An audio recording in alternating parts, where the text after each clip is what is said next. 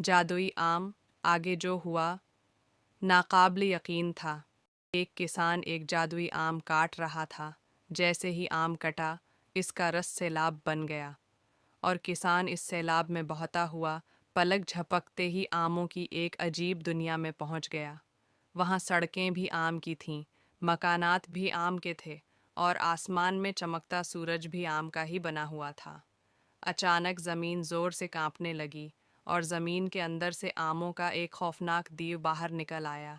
किसान घबरा गया और जान बचाने के लिए भागने लगा। देव ज़ोर ज़ोर से दहाड़ता हुआ उसके पीछे दौड़ने लगा।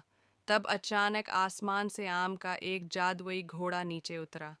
किसान फौरन उस पर सवार हो गया और घोड़ा उसे उड़ाकर वापस उसकी असल दुनिया में ले आया।